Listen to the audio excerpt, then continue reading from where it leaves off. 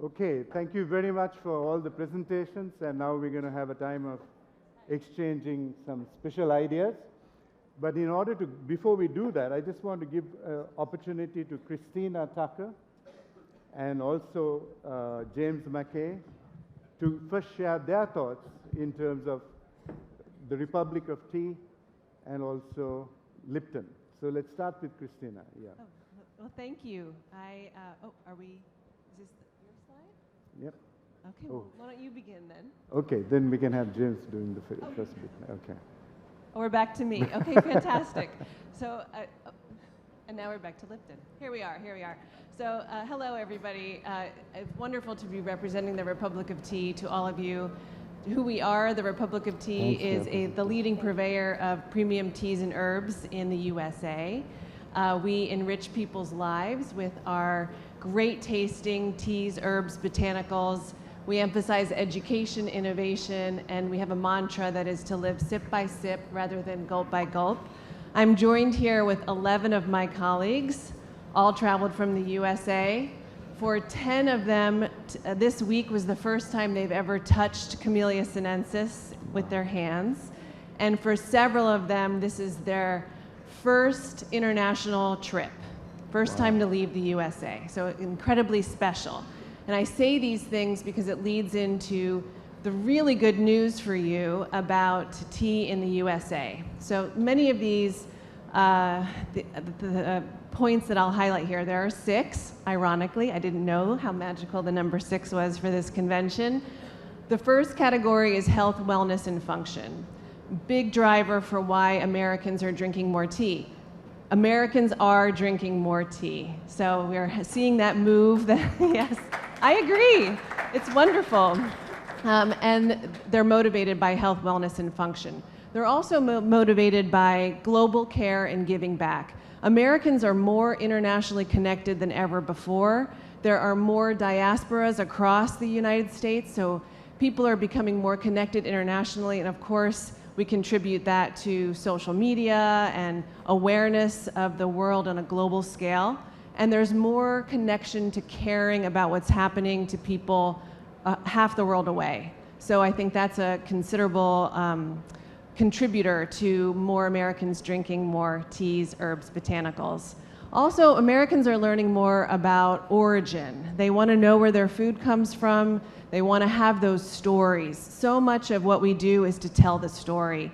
So I think we have a lot of opportunity for Sri Lanka to tell the beautiful story of tea from here.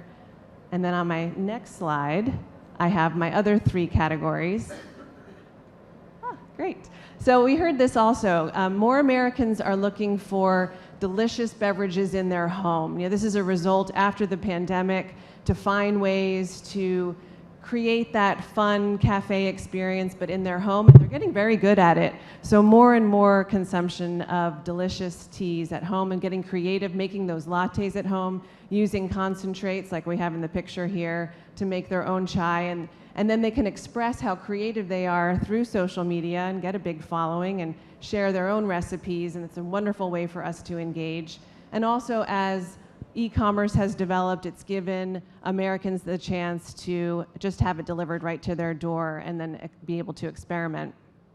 We heard a lot about quality this morning, so that is also a big part. Americans are looking for that dollar to stretch and provide value, but you need to have that quality to cause that repeat purchase. It has to be just the best taste. Just great taste is at paramount for here. And then lastly, seasonal options. You may know most tea in America is consumed over ice if they're drinking black tea, but there's so much opportunity with the seasons.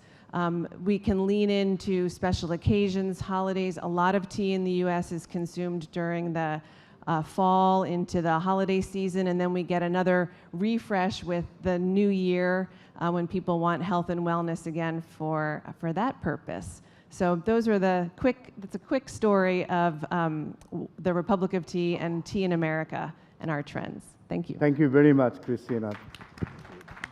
Big round of applause to Kristina. And thank you very much for telling us a little about the Republic of Tea, and I welcome all the Republic of Tea team, wherever they are seated. Welcome to Sri Lanka. Next, we have James Mackay from Pepsi Lipton. Lipton is a brand that I've been involved in many moons back. And let's hear what is happening in the world of Lipton. Well, good morning, everyone. So, huge pleasure to be here. I thought, first of all, I would start by just updating everyone on what the JV is, who we are, and our strong links to Sri Lanka. So we've been going for 30 plus years. We're the global leader in iced tea. We have 3 power billion-dollar brands, worldwide Lipton, and then in USA and Canada, we have Brisk, and then we have a big brand in USA, Canada called Pure Leaf. And proud to say that worldwide, the tea base for Lipton and the tea base for Brisk is lovely Sri Lankan tea, developed with a relationship with Sethi for the past 30 years, and that continues to thrive. So 4 billion litres of products we sell every year. And in terms of consumer units, equates to about 6 billion units of Sri Lankan tea that are sold in 75 plus markets every year. So already, I know the President mentioned the stretch of Sri Lankan tea, but I can tell him when I next see him that it goes into 75 markets already. Go to the next slide, please. So we firmly believe in Pepsi Lipton that tea is on trend, and very relevant. We've recently refounded our strategy. Actually, our GM launched it last night on LinkedIn. So if you get the chance, look up Pepsi Lipton on LinkedIn. Why do we think tea is on trend and relevant? We think powerful marketing multiplied by the power of tea gives us that edge. So if you'd like to go to the next slide, please. I won't go into our full marketing strategy, but we play to the consumers and we play to those new consumers that we need. So on the right-hand side, we've got a strategy called Talkability. So on Instagram or TikTok or Facebook, we create stories, we create famous people all around bringing those people into the iced tea category. And on the left, awareness. So we have stunts and we have events all through Europe. We own the beach or we own the harbour.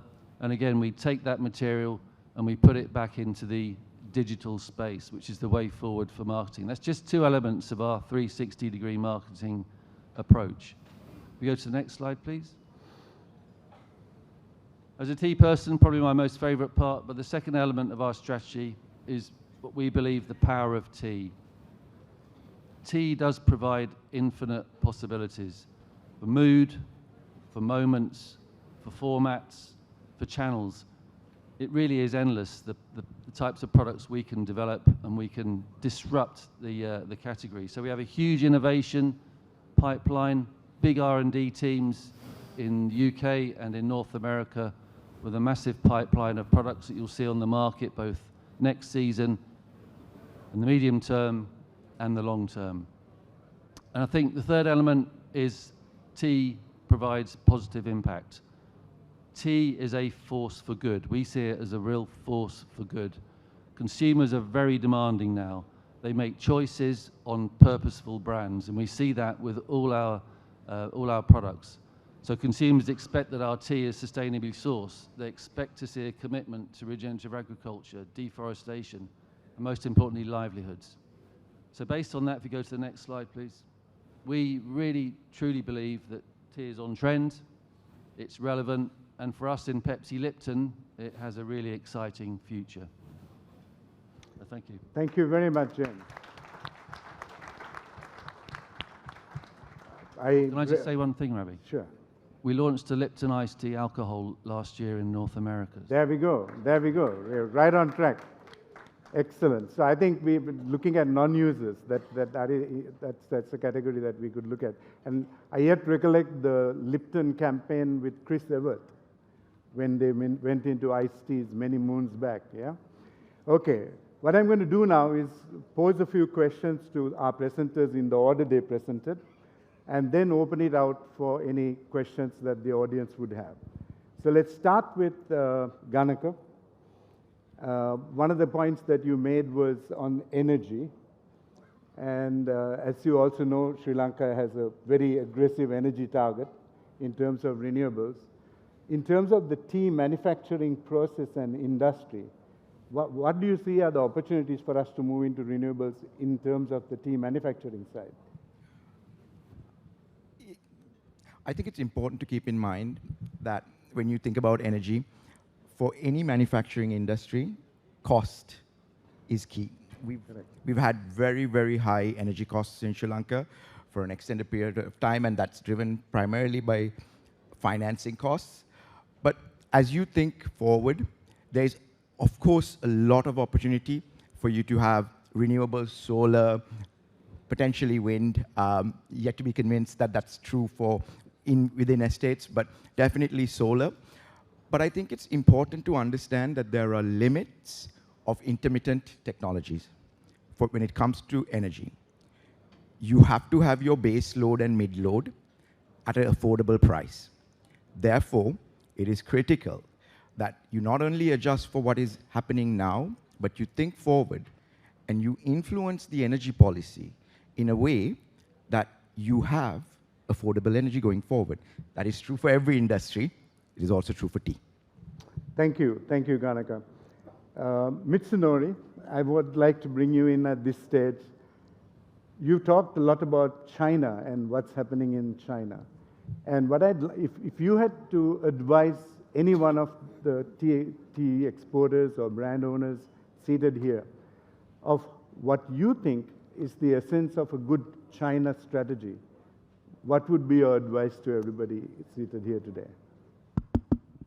Okay, thank you very much for the mentioning about the China market. And there are several points to be remarked in order to promote the, the sales amount expanded to the China market. Maybe number one might be, of course, cost. And in the past, I think until 3 years ago or 4 years ago, maybe before COVID-19 started, they are quite flexible to accept about the price. And then also, the trend has been on the more quality conscious until that time. But considering about the deflation happened in China right now, the cost pressure has been come to the China market.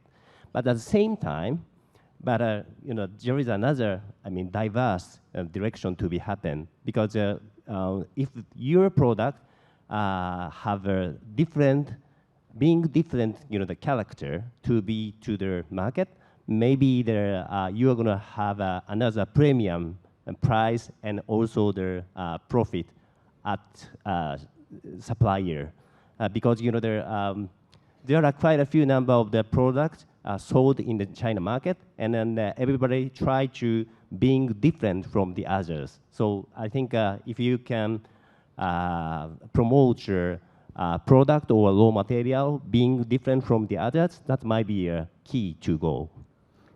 Just a follow-up question on China, just before we move on. In terms of the black tea acceptance in a predominantly green tea market, how do you see that happening, and what are the changes you're seeing in terms of people drinking more and more black tea in China? In China? Yeah.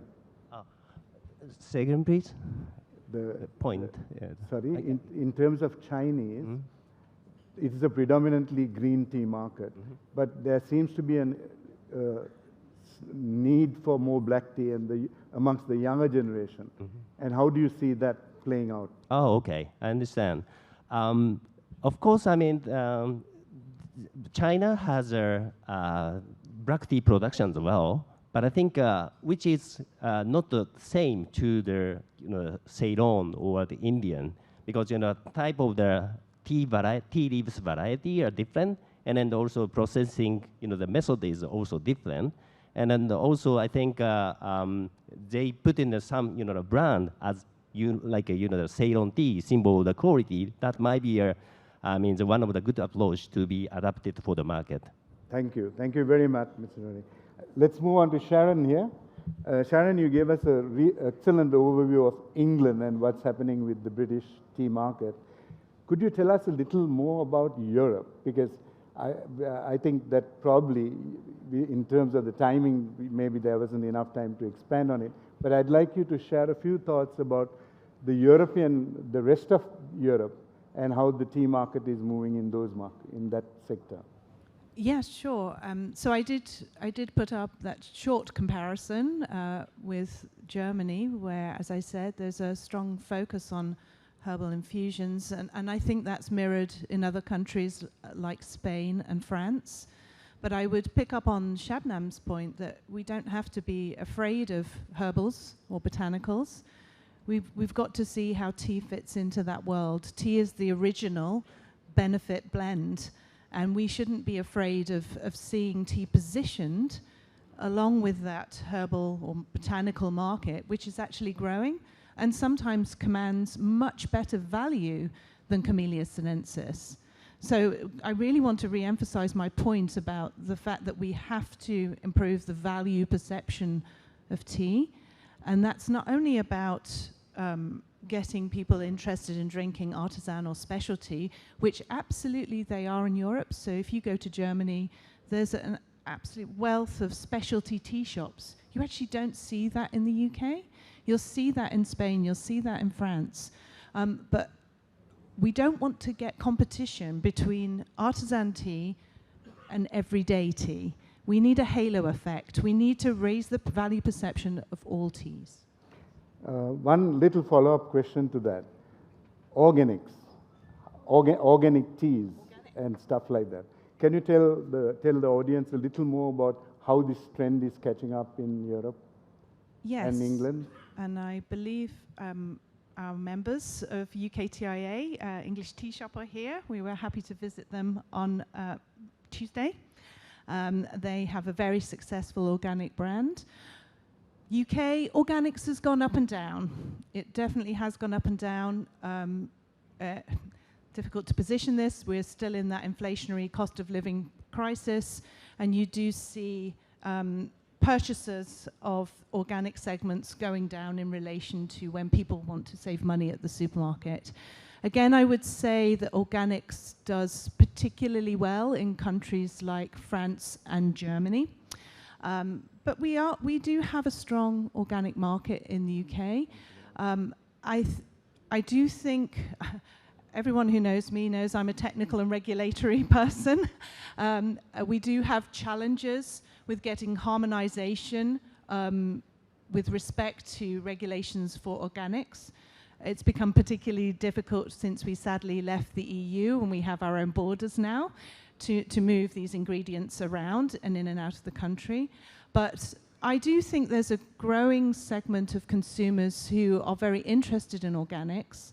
And if we look at production, I think we need to take the best elements of organic production and share them with conventional and spread that across. As I mentioned, the pace of regulatory change, which is getting more and more stringent, means we are going to have to find different ways to control pests, control diseases, to feed the crop. And I think we can learn a lot from organic production for that. Thank you, Sharon. So Germany and France are the two markets that are driving the organic expansion. I would say particularly Germany, but we do have it in UK. Thank you, thank you. Shiraz, I want to bring you in on this point, which was, we heard Sharon when she talked about coffee, yet being seen as the brand they buy for taste, right? And taste is a derivative of both aroma and flavor. Tell me how your company is addressing the aroma side of things. Thanks, Dr. Ravi. So I sort of put this to the audience just to think back, and everyone has kind of an emotional connection to smell. So if you walk around, and whenever you're walking, even it be freshly baked bread, you know the smell, and that triggers you into wanting the bread. You know, finally, we're all humans. We all are enticed by certain smells. So I think things like tea as well has that aroma part of it. For instance, if you close your nose and happen to drink a cup of tea, you won't even know that it's tea. Yeah. But a vast majority of the cup you drink is actually in the aroma. So we've actually done a project where we are actually extracting the aroma out of tea as well. And we're using that in sort of new and innovative ways to try and appeal and develop the taste palette for tea as well. You know, we mentioned about younger generations, you know, tea being personal. It's kind of appealing to each person individually, maybe in different ways. So for instance, candies with tea flavor inside it. So things like that, appealing to the younger generation to get them used to tea. So these are kind of interesting things. I think the only time I get aroma in tea is when we get to an estate in Norelia or one of these plantations. And if we can somehow capture it every time we drink a cup of tea, I think that's going to be a huge, huge way to get the tea industry moving forward. Shabnam, tell us a little more about North America and its tea drinking in terms of the loose tea market. I know it's predominantly a ready-to-drink tea market, and coffee also, isn't it? But tell us more. I mean, you're the expert on this. Well, thank you. So coffee is still king in North America, I have to say that. I will tell you that every time I am asked the question in North America, when will tea become bigger than coffee? My response always is, it already is. North America is not the center of the universe. Tea is the most consumed beverage in the world, full stop, period. In the North American market, we are actually heavy on coffee, as you know. Carbonated beverages, soft drinks are still up. And I'll tell you one market that is high, continues to increase, and one that I have to say I bang my head up against a wall about when I see these numbers, and so should everybody in this room, and that is in the increase in, are you ready for it? Flavored water.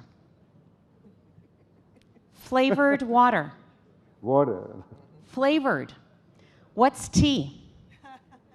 Flavored water. And yet we are not growing in that category.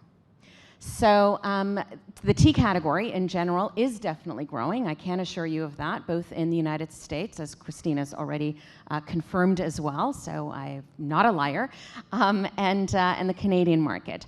Ready to drink is on the rise. The convenience of ready to drink, as I said, but with lower sugar and more natural flavors. And that's really, really important to remember because people, as I said, are looking for more natural alternatives.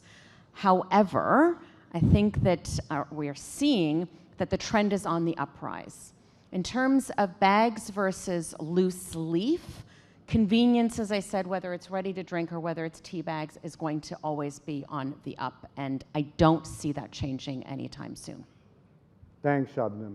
In fact, I just looked at the figures, and the global beverage market is about $760 billion. Projected to get to $1.5 trillion in the next 5 to 7 years. A quick question to James, because you're on one side, Pepsi is the carbonated side of drinks. I mean, and now you're driving the tea business.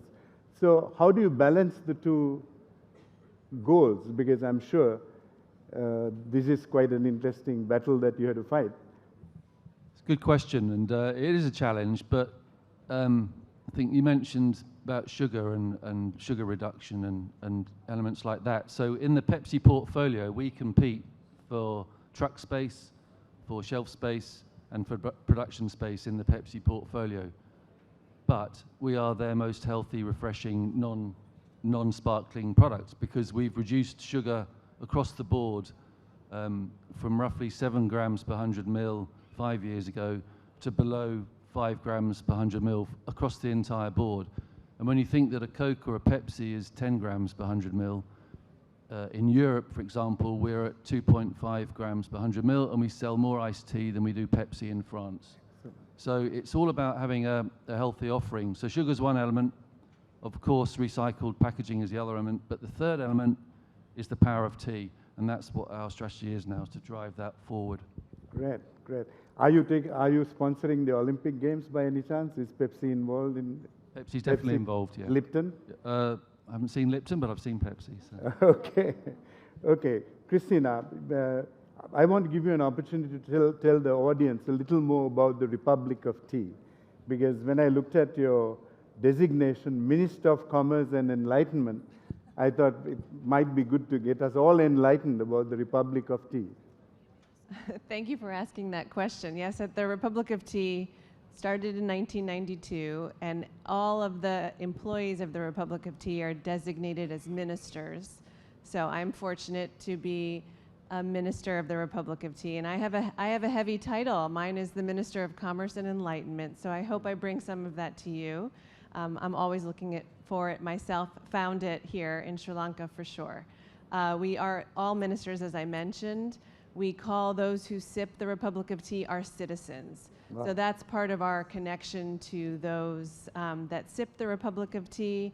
And I look to all of you as potential ambassadors to the Republic of Tea, as we could be partners and share our stories. I think the citizens of the Republic of Tea continue to look to us to tell them stories, and part of this travel here is to be able to bring the story of Sri Lanka and Ceylon tea back to our citizens.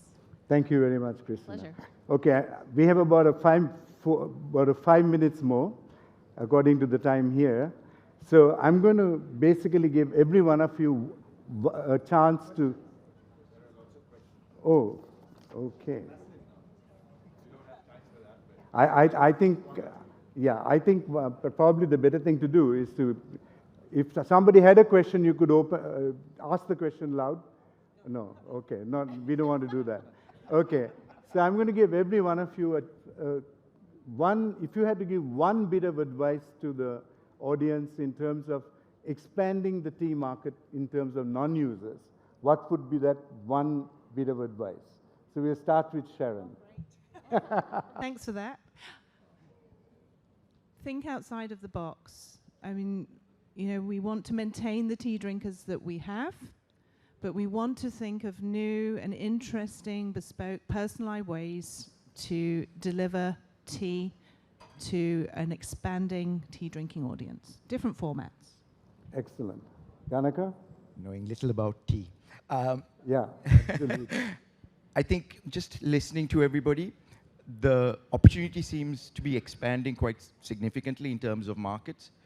Think about the whole value chain. And in Sri Lanka in particular, ensure that we have the right level of productivity so that when we access those markets, we're actually competitive. Thanks, Ganaka. So I'm going to take thinking outside of the box from Sharon, and I'm going to tell you to go beyond the box and get out of this room. And I'll tell you why. Because we all know tea drinkers. We all know them. You need to get to coffee conventions. You need to get to beverage conventions. You need to look at the customers that we do not have, and the customers that the fact and truth is we don't know. Get out of the echo chamber that we constantly evolve and revolve inside. Excellent. I love that idea because, like I said, if the global market is 766 billion, moving to 1.5 trillion, and the total RTD tea market is about 39 billion, there's a huge opportunity to grow that sector. James. So coming from an iced tea company, I would say think about using iced tea as an entry point for hot tea drinkers, so to capture that market. Excellent. So iced tea as a means to get into the more sophisticated tea. Correct. Makes sense. Kristina? I'll just repeat what I've said is to help us tell your story. That way we can connect with more people who are discovering tea, and I think that's a key theme, is help people discover tea more and more. Michinori. I think there are 2 points as important: opportunity and innovation. And then innovation is, as Fernando said, I mean, as you indicated on the Kirin product, tea presso, that's a Japanese style of the drink, and then that is a completely different story, driven by the innovation. And another point is the opportunity, and as I also mentioned on the presentation, I mean the provider, I mean somehow like a special tea. I mean by using the new technology, and then also and also provide that new machine for the another region or the market. Thanks very much. Arigato. Yeah, I'm going to take a small subset of your non-tea drinkers to assume the portion that have only had bad cups of tea. So I'm going to tell you to make them a good cup of tea, which may be the reason they've been put off in the first place. Thank you very much. I think that's a nice way to end today's session, because what Shiraz has actually said is, at the moment, we are not making a nice cup of tea most often. So therefore, the first experience of anyone drinking a cup of tea is probably not the best experience. So if we want to take coffee on, then we better start delivering excellent cups of tea every time you drink it. Thank you very much, ladies and gentlemen. A big round of applause for this panel.